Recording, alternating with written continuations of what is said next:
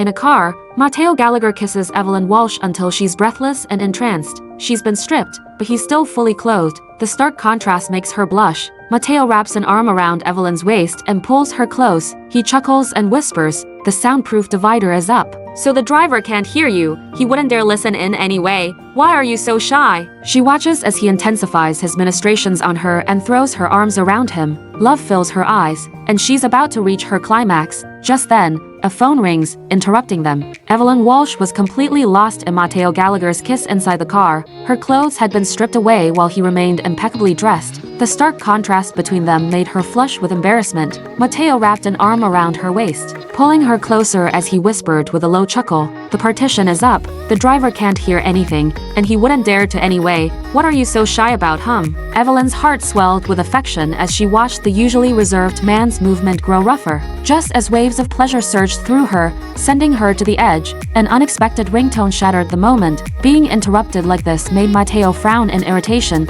but when he saw the caller ID, he still answered, through her ragged breaths. Evelyn caught sight of the name on the screen. It was his closest friend, Alex Hall. "Matteo, have you lost your—" Matteo's expression darkened as he cut him off in perfect Haranese. "It's inconvenient now. Speak in Haranese." There was a deep inhale on the other end before Alex finally responded in Haranese. "Did you really get legally married to Rebecca? What are you thinking? Years ago, you went blind saving her, and she repaid you by leaving you at your lowest and running off with another man. She nearly ruined you, and now you're getting back together with her?" Evelyn's mind instantly translated the unfamiliar words. As she processed them, an unbearable chill spread through her body, making her feel like she had fallen into an ice-cold abyss. Matteo didn't notice her reaction. "If I don't marry her, the Pittman family will force her to wed some old man. I can't stand by and let that happen to her." "Then what about Evelyn? She was the one by your side when you were blind. She's been with you for years, loving you so much that she might as well have handed you her heart.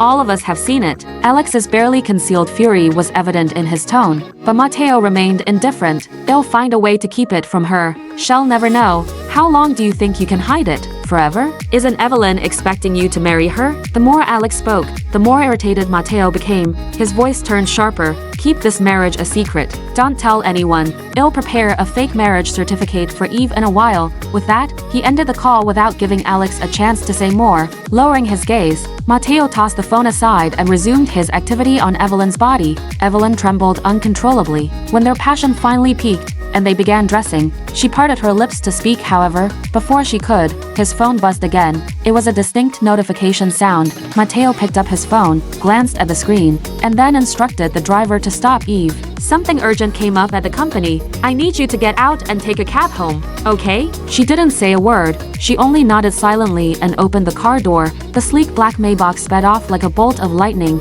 Standing on the sidewalk, Evelyn stared blankly at the busy street, unable to hold back anymore. Tears poured down her face. No one knew that she had already learned Haranese long ago, just to bridge the gap between her and Matteo, so she understood every single word he and Alex had exchanged. Each sentence echoed in her ears like a sharp dagger piercing her heart. Along with the shattering of her love, long-buried memories came rushing back. Matteo was born into wealth and power while she was the maid's daughter. That year, she had followed her mother into the Gallagher's grand mansion for the first time and saw him playing the piano in the sunlight. She had never heard such beautiful music before or seen such a breathtakingly handsome boy. With just one glance, Matteo's name became permanently etched in her heart. She never told anyone about the person she secretly loved. And it wasn't just because of the impossible gap between their social statuses, but also because she knew Matteo already had someone he loved. Her name was Rebecca Pittman. She was his childhood sweetheart. He had never hidden his feelings for her, treating her like the most precious treasure, keeping her close to his heart. At 17, he even lost his sight in a car accident while saving Rebecca. But from that day on, Rebecca disappeared. She never set foot in the Gallagher estate again, choosing instead to date someone else.